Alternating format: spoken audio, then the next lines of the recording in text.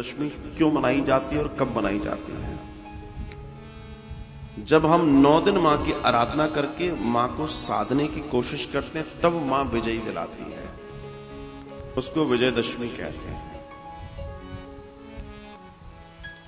भगवान राम जब रामेश्वरम की स्थापना करने लगे तो भगवान शिव ने कहा कि शक्ति की उपासना कीजिए,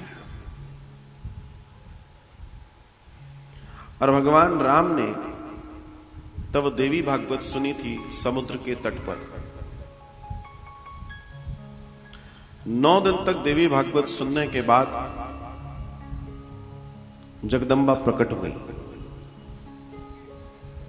और जगदम्बा ने भगवान राम को आशीर्वाद दिया कि मैं आशीष करती हूं कि तुम विजयी होगे। मतलब जिस रावण की परास्तता की हम बात करते हैं उसके पीछे भी आदि शक्ति जगदम्बा ही है। उसी आदि शक्ति से संचालित संपूर्ण ब्रह्मांड का संचालन हो रहा है। वही कर रही है, वही करवा रही है और वही है।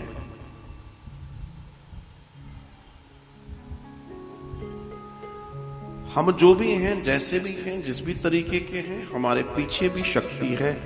विदाउट शक्ति हम कुछ नहीं है, शव है। इसलिए इन नवरात्रों को बहुत विशेष माना जाता है। नवरात्र, इन 9 रात्रियों को, दिन को नहीं, रात्रि को। अति विशेष रात्रियां हैं ये। जिसने साध ली वो सद गया,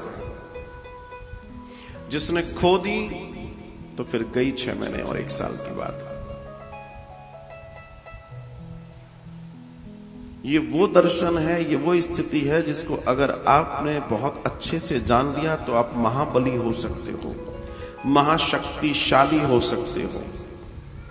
और जो तुमने 9 रात्रियों को साध लिया तो तुम्हारी विजयदशमी पक्की है, कोई नहीं रोक सकता। तुम्हें विजय दिलाने से कोई नहीं रोक सकता। जीवन में तुम्हारे जितने दुख हैं, जितनी समस्याएं हैं, जितनी भी प्रॉब्लम्स हैं, वो सब शक्ति न होने की वजह से हैं। चाहे फिर वो किसी भी दर्शन की चर्चा हो, बिना उसके नहीं, बिना उसके संभव नहीं। आज बड़ा पवित्र दिन है, दशहरा, बड़ा पवित्र। भगवान श्री राम ने रावण का वध किया था, या ये कह लीजिए कि सत्य ने असत्य को परास्त किया, या ये कह लीजिए कि सत्य जीता असत्य हारा, या ये कह लीजिए कि प्रकाश फूट पड़ा। तुम जो चाहो, जैसे चाहे जान लो, मगर बात उस प्रकाश, प्रकाशक उस सत्य की ही है। और यही वो जीवन का दर्शन है जिस जीवन में उतारकर हम आगे की यात्रा करेंगे और महान दर्शन में प्रवेश करेंगे।